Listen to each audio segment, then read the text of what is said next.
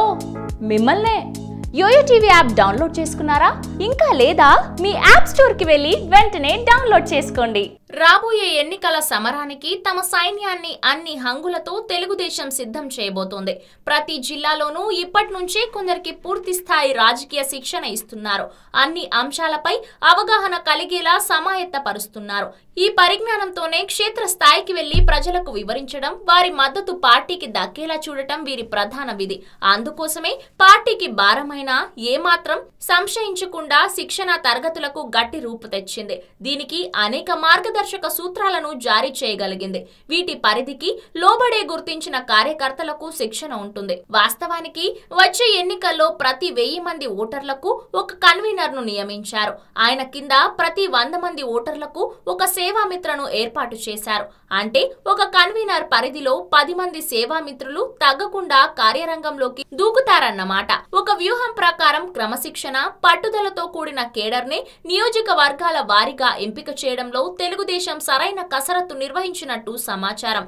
నియోజకవర్గ స్థాయిలో ఓటర్లను తమ వైపు తిప్పుకోవాలంటే ఇప్పటి నుంచే ప్రతిపక్షాల బలహీనతలను ప్రజలకు చేరవేయడం, ఇదే సమయంలో అధికార పక్షంగా తాము ఎలాంటి చర్యలు తీసుకున్నామో వారికి అర్థమయ్యే రీతిలో వివరించడం, తద్వారా ప్రభుత్వ సానుకూలత సాధించడం దీని వెనుక ఉన్న లక్ష్యం. సాధారణంగా ఎన్నికల సమయం వచ్చిందంటే చాలు అన్ని పక్షాలు రాజకీయ శిక్షణ శిబిరాలను నిర్వహిస్తూనే ఉంటాయి. కానీ తెలుగుదేశం మాత్రం తమ కార్యకర్తలకు నిర్వహిస్తున్న శిక్షణలో ఒక నిబద్ధతకొచ్చినట్టు కనిపిస్తోంది.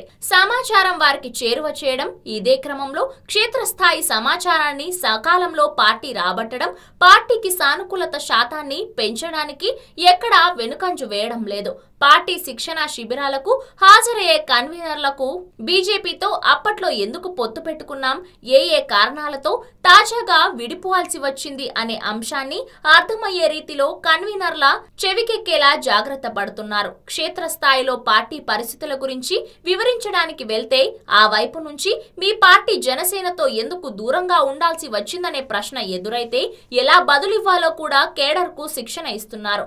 అప్పుడు ఉన్న పరిణామాలు, ఇప్పుడు ఉన్న రాజకీయ పరిస్థితులను బేరేజు వేసి అటు బీజేపీతో గాని ఇటు జనసేనతో గాని పార్టీ సంబంధాలు ఎందుకు తెగిపోయాయో, దానికి కారణమేమిటో పూసగుచ్చినట్టు శిక్షణ శిబిరాల్లో వివరిస్తున్నారు. ప్రతి ఓటర్ను పలకరించాలన్నదే లక్ష్యం.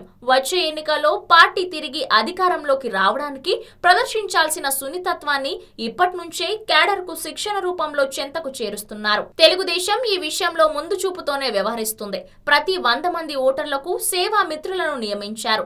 వీరి ప్రధాన పాత్ర ఏమిటంటే ప్రతి ఓటర్ను వ్యక్తిగతంగా కలవడం, ప్రభుత్వ పరంగా వారికి ఏమైనా సమస్యలు ఉంటే పరిష్కరించడం, ఒకవేళ సాధ్యం కాకపోతే పై స్థాయికి సమాచారం పంపడం, అక్కడ సమస్య తీరిందో లేదో కూడా తెలుసుకోవడం, వెనువెంటనే సమాచారాన్ని తన పరిధిలో ఉన్న ఓటర్లకు చేరవేయడం.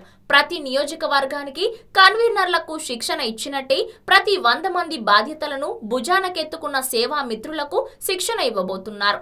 ఇప్పటికే 6 నియోజకవర్గాల్లో కన్వీనర్లకు శిక్షణ పూర్తయింది. ఇక రెండో దఫా సేవా మిత్రులను రంగంలోకి దింపుతున్నారు. శిక్షకులకు పార్టీ పరంగా ప్రశ్నావాణిని పంపి సేవామిత్రుల నుంచి తగిన సమాచారాన్ని పార్టీ స్వీకరిస్తుంది. ఈ సమాచారంతోనే పార్టీ బలాబలాలను ఎప్పటికప్పుడు తెలుగుదేశం సమీక్షిస్తుంది. దీని నిమిత్తం ఏలూరులోని పార్టీ కార్యాలయంలో 5000 మంది బూత్ కన్వీనర్లకు ఇప్పటికే శిక్షణ పూర్తి చేయగలిగారు. అన్ని అంశాల్లో మాకు పూర్తి అవగాహన వచ్చింది.